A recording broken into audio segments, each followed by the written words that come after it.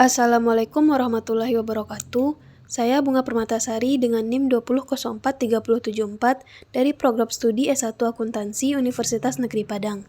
Pada kesempatan kali ini, saya akan mempresentasikan bagaimana analisis fundamental dan teknikal saham yang saya beli, yaitu PT Bumi Serpong Damai Tbk atau dengan kode emiten BSDE. Nah, ini merupakan portofolio saya dalam aplikasi Motion Trade, di mana di sini terlihat salah satu saham yang saya beli, yaitu saham BSDE sebanyak satu lot di harga Rp940 per lembar sahamnya. Sebelum lanjut kepada analisis fundamental PT Bumi Serpong Damai Tbk, di sini saya akan menjelaskan terlebih dahulu profil dari BSDE itu sendiri. Bumi Serpong Damai Tbk atau BSD City dengan kode emiten BSDE didirikan pada tanggal 16 Januari 1984 dan mulai beroperasi secara komersial pada tahun 1989. PT Bumi Serpong Damai Tbk atau BSDE ini bergerak dalam kegiatan utama properti dan real estate. Perusahaan telah mengembangkan Kota Baru yang merupakan kawasan hunian yang direncanakan dan terpadu dengan fasilitas atau infrastruktur, fasilitas lingkungan dan taman yang disebut dengan BSD City. Grup beroperasi di bawah kelompok PT Paraga Artamida. Berikut merupakan analisis fundamental dari BSDE. Di sini ada model bisnis dari BSDE, di mana sumber income dari BSDE ini adalah berasal dari penjualan atau sewa properti. Kegiatan usaha bergerak di bidang usaha properti, segmen usaha atau market di negara Indonesia. Untuk kepemilikan sahamnya, yaitu dimiliki Paraga sebesar 32,48%, Eka Sentra 25,63%, masyarakat 40,67%, dan Treasury 1,22%. Untuk kasus hukum dari BSDE ini, sejauh ini belum ditemukan karena tidak ada kasus hukum yang telah terjadi. Selanjutnya kita lihat dari segi kinerjanya. Yang pertama itu ada revenue. Jika dilihat tahun 2020, di mana pada saat itu sedang terjadinya penurunan ekonomi dunia karena adanya pandemi atau COVID-19. Dan jika dibandingkan dengan tahun 2021, di situ dapat dilihat mengalami kenaikan sebesar 22,6%. Jadi, lumayan mengalami kenaikan apabila dibandingkan dengan tahun sebelumnya. Pada sektor properti ini, kita perlu memperhatikan yang namanya recurring income, di mana recurring income itu sendiri adalah pendapatan yang didapat tanpa melakukan penjualan dan sifatnya itu berulang. Artinya, setiap tahun atau setiap periode perusahaan properti mendapatkan pendapatan yang kurang lebih sama. Tahun 2020, recurring income-nya sebesar 17,8%, dan di tahun 2021, untuk recurring income-nya adalah sebesar 13,6%. Selanjutnya dari segi net profit. Net profit-nya jika dilihat di situ mengalami kenaikan yang cukup signifikan jika dibandingkan dengan tahun 2020 yang mana kenaikannya sebesar 377,8%. Meskipun sebenarnya ini masih setengahnya dibanding dengan tahun sebelum Covid, yaitu di 2,8 juta. Terus dari segi aset-asetnya di situ juga dapat dilihat mengalami kenaikan dan kenaikannya adalah sebesar 0,8%.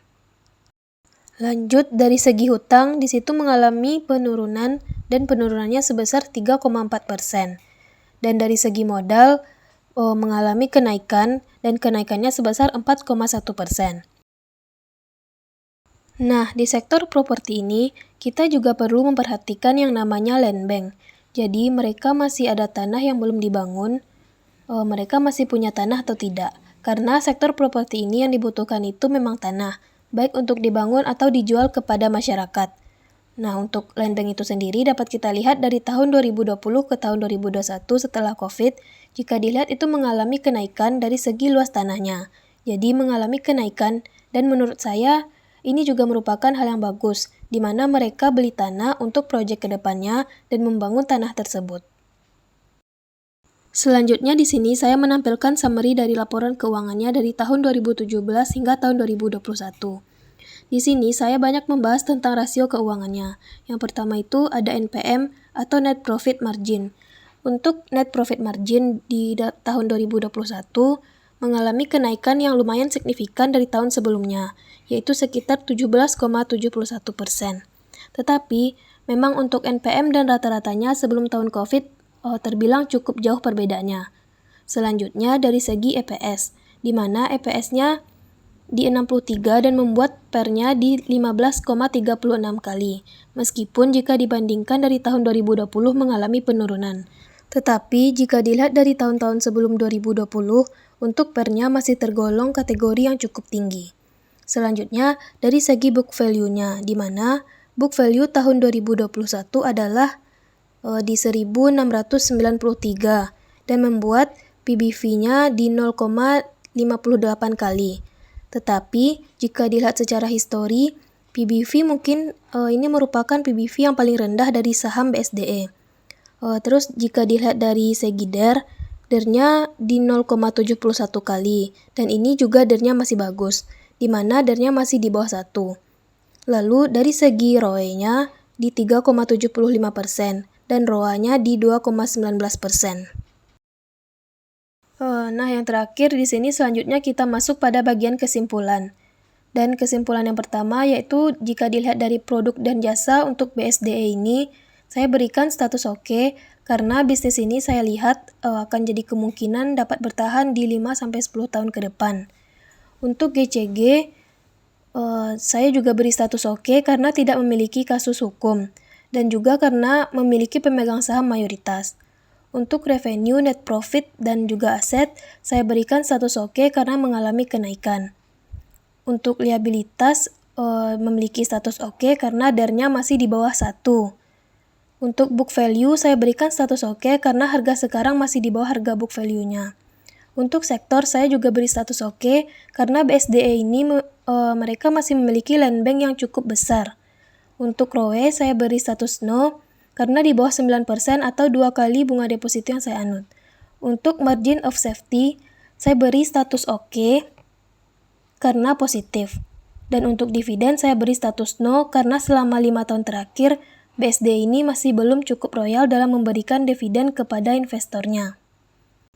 Jadi, kesimpulannya adalah 9 dibanding 11. Adapun sebab atau alasan kenapa saya memilih berinvestasi di perusahaan BSDE ini adalah karena jika dilihat BSDE ini, mereka memiliki tanah yang lumayan besar juga di Kalimantan. Jadi, nanti jika misalnya IKN atau ibu kota baru negara, misalnya mau bangun di situ, jadi kemungkinan BSDE ini bisa kecipratan juga dari saham atau proyeknya mereka. Jadi alasan saya beli BSDE ini juga memang saya melihat land bank-nya yang cukup besar dan dari segi sektor bisnisnya yang lumayan besar. Selain itu, jika dilihat dari rasio laporan keuangannya, menurut saya BSDE ini tergolong cukup bagus untuk dijadikan investasi jangka panjang. Selanjutnya, analisis teknikal saham BSDE. Nah, ini merupakan chart pada saham BSDE, di mana seperti yang kita tahu, dari grafik tersebut menggunakan candlestick atau grafik lilin yang terdiri dari warna merah dan warna hijau. Yang berarti, jika berwarna merah, artinya harga pembukaan saham di hari itu lebih kecil daripada harga penutupannya.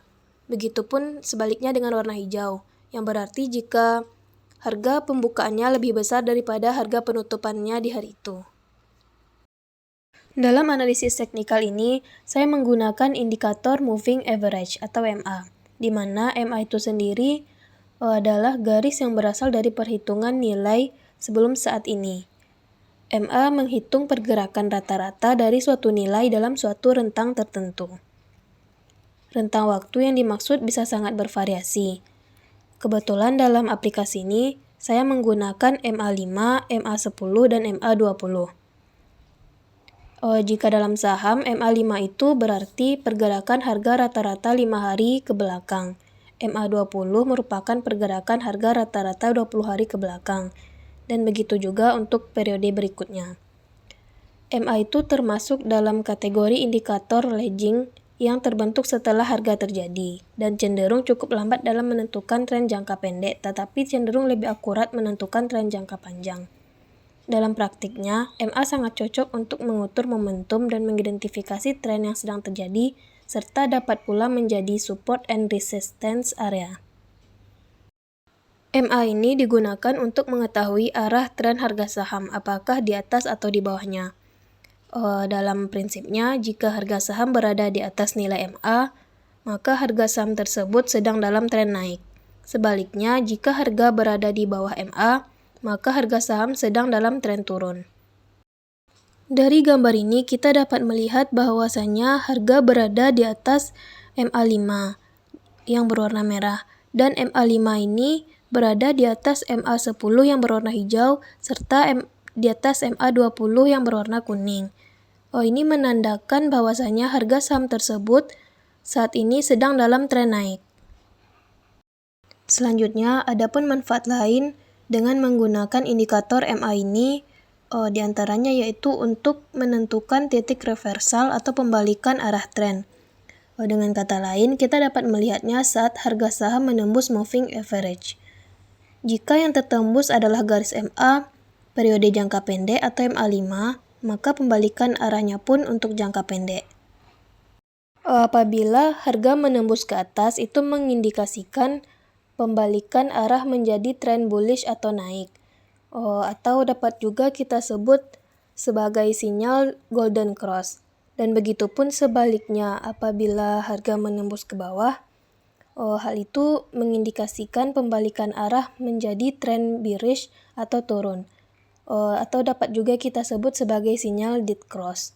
Adapun cara lain untuk mengidentifikasi pembalikan arah tren ini dapat kita lihat dari perpotongan antara dua jenis MA atau lebih.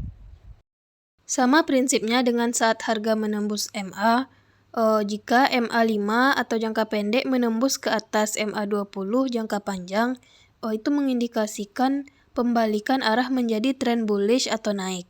Dan begitu sebaliknya, bila MA5 menembus ke bawah MA20, itu mengindikasikan pembalikan arah menjadi tren bearish atau turun. Nah, dari gambar ini kita dapat melihat bahwasanya harga saham itu menembus ke atas nilai MA5 dan MA20.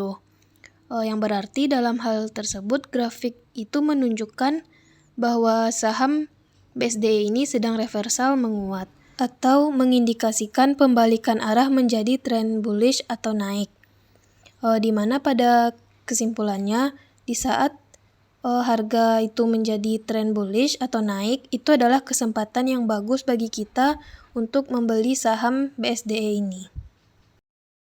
Baiklah, sekian presentasi dari saya terkait analisis fundamental dan teknikal saham BSDE. Lebih dan kurang saya mohon maaf. Assalamualaikum warahmatullahi wabarakatuh.